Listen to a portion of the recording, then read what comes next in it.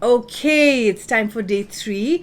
Again, I'm not going to waste any time giving you this intro. Let's just get started.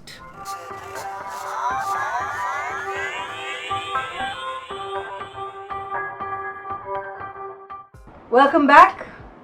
Today we're going to look at shooting. So the key thing of all shooting is light. And if you really look at camera, photography, videography, everything depends on light. You increase your ISO or your shutter speed or your aperture depending on whether you have light or not. If you have too much light, you lower it. If you have too less light, you up it.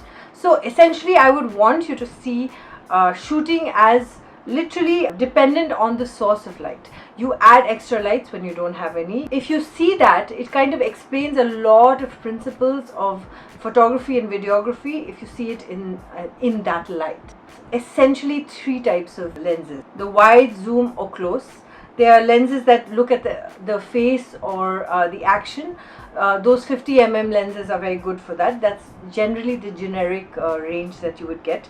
A wide angle lens would look at establishing a location or a setting. A zoom lens, like a zoom element of your camera or zoom lens, or like you zooming in, would mean like you're trying to capture the emotions. So generally speaking, it's like a mid, close and wide. So looking at that, that's essentially what your shooting needs to revolve around. You can go really wide and really close, but essentially these are 3 things: mid, close and wide. And once you understand that, like what I do generally is I always take options. So whatever I'm shooting, I take a wide, I take a mid and I take a close of the same setup. So it gives me 3 options of the same shot. That's just to make things more interesting when it comes to editing. For the best cinematic look, like generally when we talk about YouTube, you don't talk cinematic, but everyone wants to have their video look more cinematic. So here is the secret that I'm going to tell you about. The way to shoot cinematically is to shoot on 24 frames per second. Now a lot of phones nowadays have that, where you can shoot on 1080p with 24 frames per second. But even if you don't have that ability, you can slow motion, or you can change, like if you're shooting on 60p, then in the edit you can change it to you can slow motion the shot to 40%. That leaves the frame into a 24 frames per second, and the smoothness of the shot is very movie-like. Now, talking about mobile photography, generally when we're talking about shooting, you have 2 modes. You have the portrait mode, which is normally the most comfortable mode, because this is where we take our selfies, this is where we take our shots. But this is the landscape mode. Now, this is essentially how most cameras look. This is the way you can get the most of your shots. I would always recommend shooting all films on this mode, because this is the most authentic and the widest range you can get in terms of your video. Like I said, this way is easy, but what happens here when you shoot on this mode and you put it on the editing table, there's a huge wastage of your frame. You'll have black on the left, frame in the middle and black on the right. Okay, now if you want that look, great, but generally if you want your video to have your whole frame, then this is the mode to always shoot in. Not many people know this. Many people know this but don't apply it. But I would always say, to get the most of your camera, to get the most of your mobile shooting, always shoot on this mode. When we talk about locations and backdrops, now generally you can choose where you'd like to shoot in.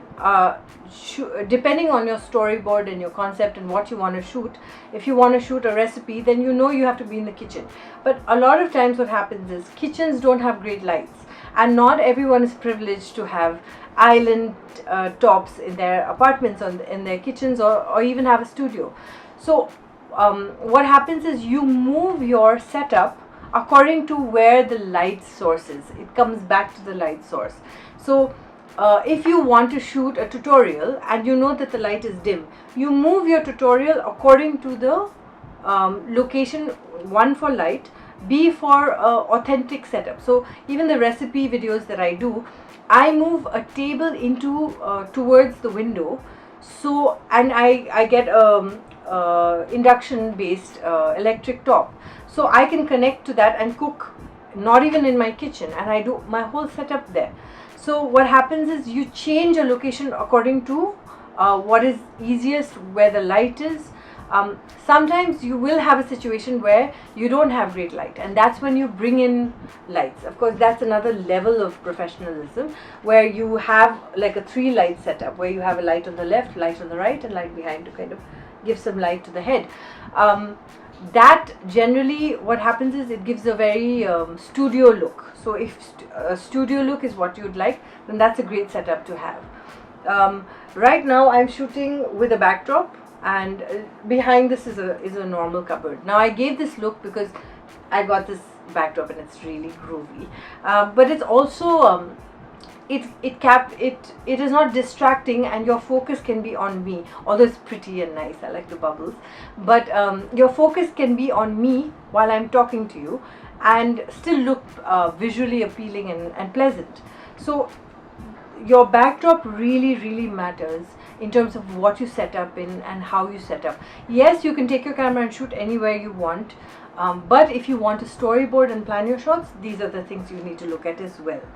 Of course, equipment, you need to take care of a basic stabilizing. So generally what happens is, as much however stable we all think we are not very stable, and we need at least a monopod, which is like a stick or a selfie stick or a tripod, to kind of make things more steady, so we can hold the camera in a way that there's no shake. Of course, there are many ways to stabilize shots, which in post-production, but if you've not shot it well and in a stable way in the first place, that kind of goes a little off. A tripod is a very essential part of equipment to have if you're wanting to do a shoot of a good quality.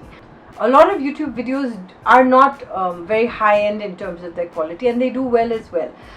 What I'm trying to tell you is that it's important to just tweak a little bit to get good quality, but that doesn't mean that your video will not be good if you don't have a tripod. So it also depends on what your style is. Again, it comes back to what are you trying to do, what are you trying to say. Like, there's a YouTuber called BB Vines. He's a big YouTuber in India and around the world, and he essentially holds his phone, his camera, and shoots like that.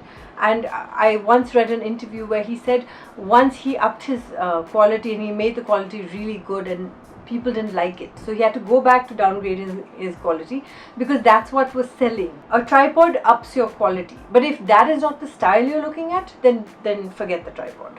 But if you're looking for something more stable, then tripod definitely is a must. If you're using a DSLR, you need a memory card, and if you're using a phone, you need to empty your storage space, and that's really important. There's a checklist here which talks about the equipment you need, like DSLR, mobile phone, 4K camera, a camera checklist, an audio checklist, including remembering to get extra batteries. That's really important. And then things like lights and memory cards and extra chargers and enough memory on the phone. So always have your, you can use this, but have your own checklist of what equipment you have and what you need for the shoot. Put it together before your shoot. Don't do it last minute, because what happens is sometimes you don't get something and then your whole shoot goes because you forgot the memory card. Really know what you need. Basic camera, tripod, memory cards, enough batteries for the shoot. And then when you finally go and do the shoot, roll camera.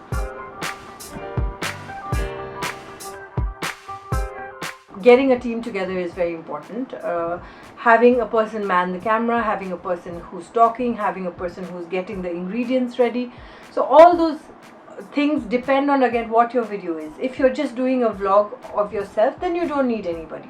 But if you need about 5 people to help you, like if you're doing a puppet show, you don't need just one puppet, you need many puppets. If you're doing like a play, a Sesame Street style. So it all depends on, again, what you're trying to do, whether you want a team, whether you want to do it alone. An important part of rolling the camera also is to be patient. It's really important to be patient with technology, with cameras, with with not just people, but it's be patient with your cameras, because sometimes, like in very cold conditions, cameras don't work, they freeze, you have to warm them up. Computers take too long to render sometimes, you have to be patient, systems crash, files get corrupted. So media is not a very easy line to be in. It seems very easy, it seems very glamorous, but behind the scenes, when you really sit down to shoot and edit, most of the time what you have in your mind doesn't really come out in your shoot. There was once when I was shooting and a cloud came and covered the sun until the sun set, and my whole sequence got spoiled because it was a sunny sequence, it was not a cloudy sequence. So in that context, I can't just sit and say, oh no, now I can't do anything. No, you have to work around it and change your settings, change your scenario to work around what you have possible. One beautiful thing about the light source that is called the sun is that it's not always predictable. Sometimes it's very bright, sometimes clouds cover it. But one tip I would tell you is that if you want perfect light, always go on a cloudy day, because the clouds become a diffuser over the sun. So it really helps balance the lighting, and you don't really need any reflectors or any extra things on the set, because the clouds are beautiful. So that's a tip that I would always recommend. And there's a golden period. The sunrise and sunset are the two periods where the sun is not as harsh as it would be in the afternoon. So those are the best times to kind of go out and shoot. Always think on your feet. Like I just said, sometimes it doesn't, sometimes what you have planned doesn't work out. So in that context, know what is important and go and get it. And later on, you can do whatever changes you want in the edit. But be ready to improvise and think on your feet. And that's really, really important when it comes to shooting. Whatever is in your frame is called a composition. And what happens is, it is the elements that you put together in a shot. So sometimes it's very boring sometimes to just shoot what is going on. It is nice to shoot maybe the whole sequence with a rock in the front if you're shooting somewhere outside. Add pieces of interest in your frame to kind of engage the viewer with your shot. Like once I was shooting some mountains and it seemed boring to just shoot some mountains. So I found a rock and I stood behind the rock and I shot the mountains from the context, the perspective of the rock. So that changed the whole shot and it made it more dynamic. So when you add elements to your shot, you shift in your focus, you experiment with that. That kind of makes things better. You can create harmony with elements and you can create disharmony with elements. Now sometimes the point is to create disharmony to evoke a kind of reaction for your video. Sometimes you just want harmony. There are many rules of photography and many people will tell you the rule of thirds, the rule of this, rule of that. My opinion about rules generally is know the rules and then do your thing, because I feel like creativity, like especially when it comes to photography and videography, really lies in your imagination and your depiction of your vision.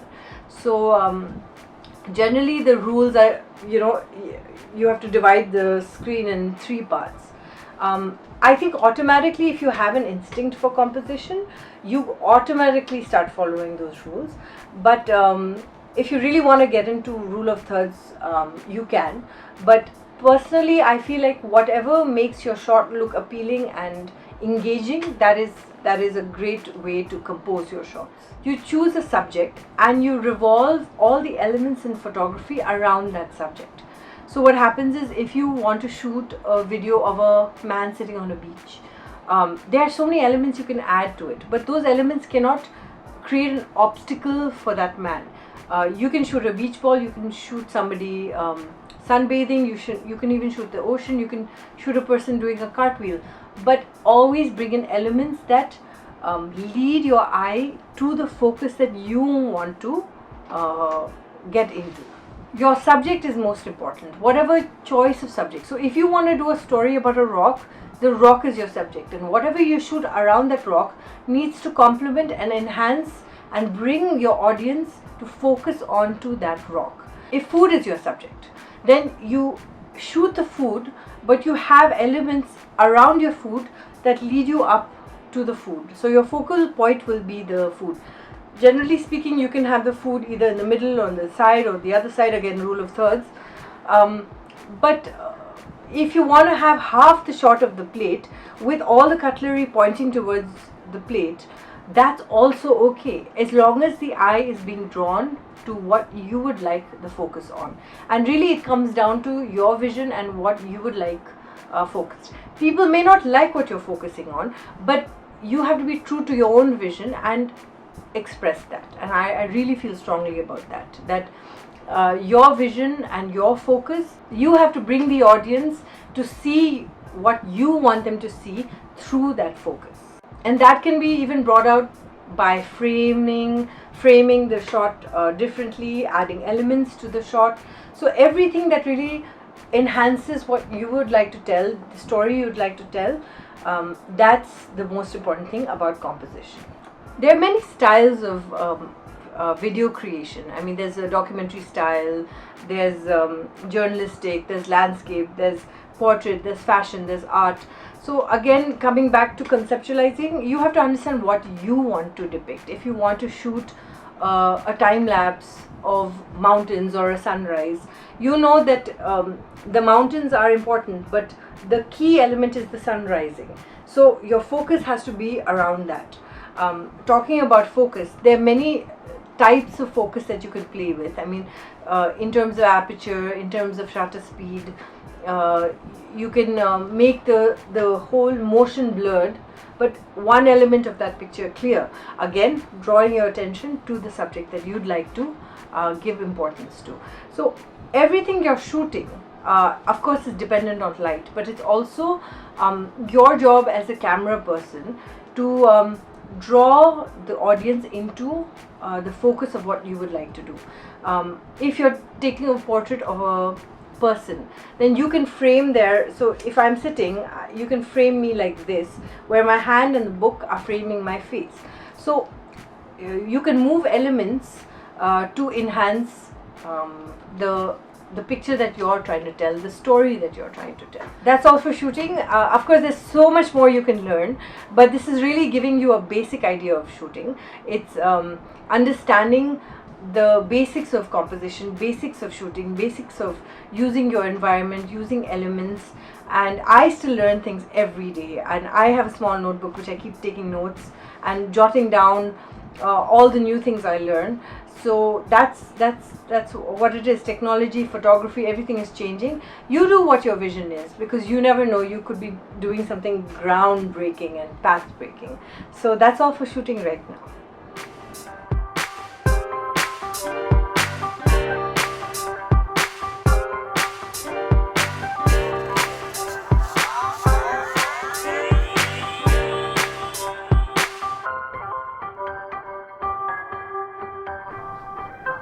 I hope you enjoyed day 3. I hope it's given you lots of things that you can, apply into your own content creation. Day 4 will be next, and I hope you're excited about it, as I am. Again, I'll be leaving the links below, and feel free to leave your comments, and I will answer them, and maybe even do follow-up videos if you need. Thanks again for watching, and I will catch you in the next video.